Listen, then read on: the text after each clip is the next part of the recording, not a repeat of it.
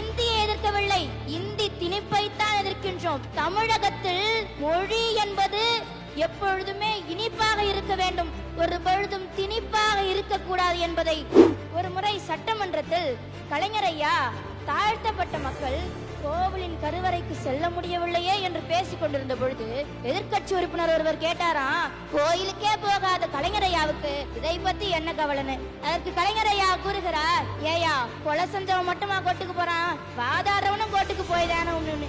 அடுப்பங்கரையில் முடங்கிய பெண்களின் கனவுகளை படுப்பங்கரையில் உயர்த்தி பிடித்தார் நம் தளபதி.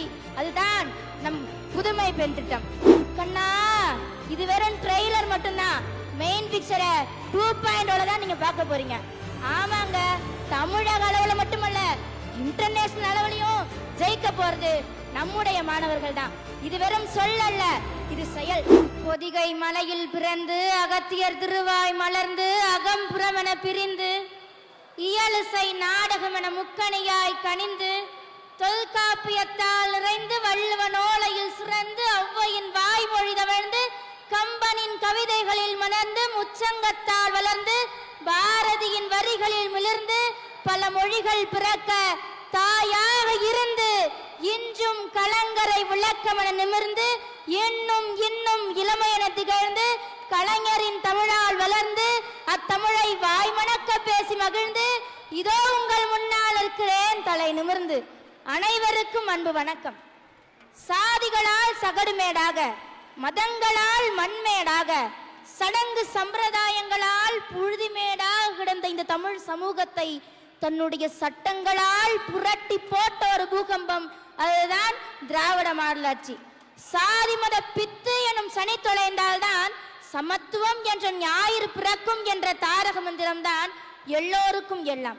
நம் முதல்வர் ஐயா அவர்களால் எல்லோருக்கும் எல்லாம் கிடைத்தது. அப்படி என்ன கிடைத்தது? சமூக நீதி கிடைத்தது, சம உரிமை கிடைத்தது, சமத்துவம் கிடைத்தது, சம தர்மம் கிடைத்தது, மனித நேயம் கிடைத்தது, மொழி பட்டி கிடைத்தது, கூட்டாட்சி தத்துவம் கிடைத்தது. காலம் காலமாக ஒதுக்கப்பட்ட மக்களின் மறுக்கப்பட்ட உரிமைகள் அவர்களுக்கு மீண்டும் கிடைத்தது. இப்படி எல்லோருக்கும் எல்லாம் கிடைத்தது. இதுவே எங்கள் முதல்வரின் சாதனை, அதுவே எங்கள் திமுகவின் போதனை. நாங்கள் இந்தியை எதிர்க்கவில்லை, இந்தி திணிப்பைத்தான் எதிர்க்கின்றோம். தமிழகத்தில் மொழி என்பது எப்பொழுதுமே இனிப்பாக இருக்க வேண்டும், ஒரு பொழுதும் திணிப்பாக இருக்கக்கூடாது என்பதை கோடு வளர் காடுதனில் ஓடி விளையாடுகின்ற பீடுமிகு மாநிலமும் பாடு திசை ஜோடி குயில் தாளமோடு பாவமிகு காணமையில் புள்ளினமும் பட்டுக்கொடி கொற்றக்குடை சுற்றுச்சுழல் வெட்டி திரு பெற்றும்புல மானம் காட்க புறப்படுக மறவர் சேனை, மானம் காட்க புறப்படுக மறவர் சேனை இன்புற்றான் என் தமிழன். இங்கு வந்த இந்திதனை எதிர்ப்பதற்கு துணிவே இன்றி செங்குத்து தூணை போல் நிற்கின்றானா அல்லது அங்கத்தில் துடிப்பின்றி கிடக்கின்றானா? ஐயோ பாவம், அவனுக்கு சங்கத்தில் பாட்டு எழுதி அரங்கேற்றுங்கள் என்று இந்தியை எதிர்த்து இருமொழி கொள்கையை நிறுவினார் கலைஞர் என்றால், திருச்சி ரயில்வே நிலையத்தின் நுழைவாயிலில் கூட அந்த இந்தியை நுழைய விடாமல் தடுத்தவர் எங்கள் முதல்வர். சங்கம் தரு தங்க தமிழ் வங்க கடல் பொங்கு முழம் சிங்கக்குரல் ஒன்றே குலம் என்று சொல்லி வாழ்ந்த இனம் நம் தமிழினம். தமிழ் கிடைத்த பொழுதெல்லாம் அதிகாரம் பாடினார் வள்ளுவர் என்றால், அந்த அதிகாரம் கிடைத்த பொழுதெல்லாம் தமிழை பாடினார் நம் கலைஞர். பகட்டு என் தங்கையை முரட்டியது, பயந்து ஓடினாள். பணம் என் தங்கையை துரத்தியது, மீண்டும் ஓடினாள். பக்தி என் தங்கையை பயமுறுத்தியது, ஓடினாள் ஓடினாள், வாழ்க்கையின் ஓரத்திற்கே ஓடினாள். அபலை பெண்களுக்கு துரோகம் செய்துவிட்டு கற்சிலை பின்னால் ஒளிந்து கொள்ளும் போலி ஆன்மீகவாதிகளை தன்னுடைய சாட்டை அடி வசனம் மூலமாகவே விளாசி இருப்பார். சமீபத்தில் கூட புகழ்பெற்ற தர்மஸ்தலா கோவிலில் பள்ளி சிறுமி உட்பட ஏராளமான பெண்கள் பாலியல் வன்கொடுமை செய்யப்பட்டு புதைக்கப்பட்ட அந்த நிகழ்வு நம் நெஞ்சை உளிக்கிருக்கும். அதனால் தான் கலைஞர் அன்றே சொன்னார், நான் கோவிலில் குழப்பம் விளைவித்தேன், கோயில் கூடாது என்பதற்காக அல்ல, கோயில் கொடியவர்களின் கூடாரமாக மாறிவிடக் கூடாது என்பதற்காக. இவருடைய திரைப்பட வசனங்கள் எல்லாம் இவர் முதலமைச்சரானதும் சட்டங்களாக மாற்றியதே மிகப்பெரிய வரலாறு. நம்ம துணை முதல்வர் ஐயா நடித்த மனிதன் என்ற படத்தை பார்த்திருப்போம். அதில் ஆதரவற்ற பாதசாரிகளுக்காக அவர் நீதிமன்றத்தில் வாதாடுவார். கலைஞர் ஐயாவுடைய தாக்கத்தால் சென்னை மெரினா கடற்கரையில் இரவில் வீடற்றவர்களுக்கு தங்கும் விடுதியையும் தந்து இரவு உணவையும் வழங்கி படுக்கும் வசதிகளையும் தந்து அவர்களின் துயரையும் துடைத்து எல்லோருக்கும் எல்லாவற்றையும் கிடைக்க செய்தது நம் திராவிட மாடல் அரசு.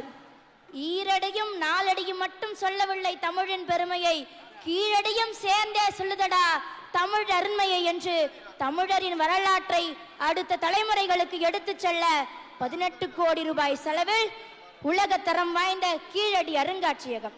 ஒரு முறை சட்டமன்றத்தில் கலைஞரையா தாழ்த்தப்பட்ட மக்கள் கோவிலின் கருவறைக்கு செல்ல முடியவில்லையே என்று பேசிக் கொண்டிருந்த பொழுது எதிர்க்கட்சி உறுப்பினர் ஒருவர் கேட்டாராம், கோயிலுக்கே போகாத கலைஞரையாவுக்கு இதை பத்தி என்ன கவலைன்னு. அதற்கு கலைஞரையா கூறுகிறார், ஏயா கொலை செஞ்சவன் மட்டுமா கோட்டுக்கு போறான், வாதாடுறவனும் கோட்டுக்கு போய்தானு. இப்படி கோயிலில் அனுமதி மறுத்த இந்த சனாதன்களுக்கு அனைவரும் அர்ச்சகராகலாம் என்ற திட்டத்தால் இனி கருசுமக்கும் பெண் கூட கோவிலின் கருவறையில். இதில் தேர்வானவர்களில் 3 பேர் பெண்கள். பசியோடும் நோவோடும் அந்த பிள்ளைகளுக்கு ருசியோடும் அன்போடும் உணவளித்தது எங்கள் முதல்வர் ஐயாவுடைய காலை உணவு திட்டம். அடுப்பங்கரையில் முடங்கிய பெண்களின் கனவுகளை படுப்பங்கரையில் உயர்த்தி பிடித்தார் நம் தளபதி. அதுதான் நம் புதுமை பெண் திட்டம். மருந்துக்காக மக்கள் இந்த காலம் மலையேறியது, விருந்து போல மருத்துவம் நம் வீட்டு வாசலில் தேடி வந்தது. அதுதான் மக்களை தேடி மருத்துவம். யமனை வாசலிலே நிறுத்தி நம் உயிரை காத்த நம் முதல்வர் ஐயாவுடைய இன்னுயிர் காப்போம் நம்மை காக்கும் 48.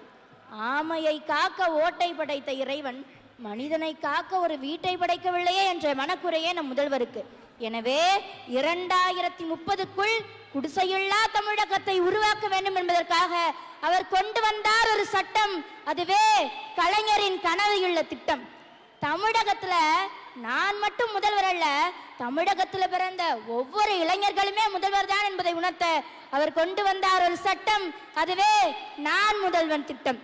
மாணவர்களின் முன்னேற்றம் தான் மாநிலத்தின் முன்னேற்றம் என்பதை உணர்ந்து செயல்படுகிறது நம் திராவிட மாடல் ஆட்சி. யூபிஎஸ்சி தேர்வுல தமிழகத்துல வெற்றி பெற்ற 60 பேர்ல 56 பேர் இந்த திட்டத்தின் கீழ் பயிற்சி பெற்றவர்கள் தான். டெல்லி சென்று படித்தால் தான் யூபிஎஸ்சி சாத்தியம் என்று கூறுவரின் மத்தியில் தமிழகத்தை சாதிக்க வைத்தது நம் திராவிட மாடல் ஆட்சி தான்.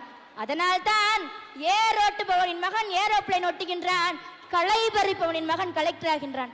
கண்ணா, இது வெறும் ட்ரெய்லர் மட்டும்தான். மெயின் பிக்சரை 2.0 தான் நீங்க பார்க்க போறீங்க. ஆமாங்க, தமிழக அளவுல மட்டுமல்ல இன்டர்நேஷனல் அளவுலையும் ஜெயிக்க போறது நம்முடைய மாணவர்கள் தான். இது வெறும் சொல் அல்ல, இது செயல். அன்றைக்கு தெருவில் ஓடி ஆடி விளையாண்டுட்டு இருந்த குழந்தைகள் எல்லாம் இன்னைக்கு ஒலிம்பிக்கை நோக்கி ஓட ஆரம்பிச்சிட்டாங்க. கபடியில கண்ணகி நகர் கார்த்திகா, கேரம் போர்டுல தங்கம் என்ற காசிமா ஜெயிக்கிறதுக்கு காரணமே விளையாட்டு துறையில நம்ம துணை முதலமைச்சர் கொண்டு வந்த அந்த பல திட்டங்கள் தான். அடுப்பூதும் பெண்களுக்கு படிப்பதற்கு என்ற வாதத்தை மாற்றி பெண்களுக்கு சொத்துரிமை தந்து, வாடுரிமை தந்து, கல்வியை தந்து, கல்விக்கு தொகையும் தந்து, இடஒதுக்கீடு தந்து, பெண்களின் தடைகளை உடைத்து பெண்களின் வழித்தடத்தை வாழ்க்கை தளமாக மாற்றி வரும் ஒரு சகாப்த நாயகர் நம் தமிழ்நாட்டின் முதல்வர் ஐயா அவர்கள். உதவிக்கு கைம்பெண், ஊனமுற்றவர்களுக்கு மாற்றுத்திறனாளி, 3ஆம் பாலினத்தவர்களுக்கு திருநங்கை என்று பெயரிட்ட தாயுமானவர் நம்ம கலைஞரையாவுடைய வழியில் பெண்களுக்கு இலவச பேருந்து என்றில்லாமல் கட்டணமில்லா பயணம், பெண்களுக்கு உதவித்தொகை என்றில்லாமல் உரிமை தொகை, புதுமை பெண் திட்டம், நான் முதல்வன் திட்டம், உங்களுடன் ஸ்டாலின் என்று திட்டங்களின் பெயர்களில் கூட பெண்களுக்கு சுயமரியாதையை தருவது நம் திராவிட மாடல் ஆட்சிதானே. ஒரு ஆணின் வெற்றிக்கு பின் ஒரு பெண் இருக்கிறார் என்பதை அழகாக கூறுவார் நம் முதல்வர். தன்னுடைய மனைவி இல்லை என்றால் தான் முதலமைச்சராகவே மாறியிருக்க முடியாது என்று கூறினார் அந்த மகத்தான தலைவர். அதனால் தான் நான் கூறுகிறேன், தன்னுடைய குடும்பத்தால் மட்டும் கொண்டாடுபவர் அல்லவர், தமிழகத்தின் பல குடும்பங்களாலும் கொண்டாடப்படுபவர். 2 நாட்களுக்கு முன்பு நம்ம தலைவர் ஒரு வைரல் ரியாக்ஷன் ஒன்றை கொடுத்திருப்பார். அது கோடிக்கணக்கான தொண்டர்களின் ஒரே ஒரு கையசைவால் கட்டுப்படுத்தும் அந்த மந்திரம். அது வெறும் செய்கை அல்ல, அரசியல் பேராற்றல். அந்த சிரிப்பு மகிழ்ச்சியின் வெளிப்பாடு அல்ல, தன்னை சுற்றியுள்ள சிக்கலை சமாளிக்கும் அந்த துணிவு. திமுக இல்லாம அரசியல் பண்ண என்ன பேச கூட முடியாது. வேணும்னா ஒரு வாரம் நம்ம முதல்வர் ஐயாவை பத்தியோ இல்ல திமுகவை பத்தியோ இல்லாம அரசியல் பேசி பாருங்க பாப்போம், முடியவே முடியாது. இதுதான் நம்ம திமுகவுடைய வெற்றி. ஒரு நல்ல தலைவனை உருவாக்க ஒரு யுகமே தேவைப்படும். அப்படிப்பட்ட அந்த யுகத்தின் தலைவர் தான் நம்ம முதல்வர் ஐயா. தலைவா, நீங்கள் தான் எங்க தலைப்பு செய்தி. தலைவா, நீங்கள் தான் எங்க தலைப்பு செய்தி. உங்களுடைய பார்வையே தொண்டர்களுக்கு அழைப்பு செய்தி. எதிரிகளுக்கு நீங்க தான் அழைப்பு செய்தி. உங்க பிறந்த நாள் தான் இந்த தமிழகத்துக்கே இனிப்பு செய்தி.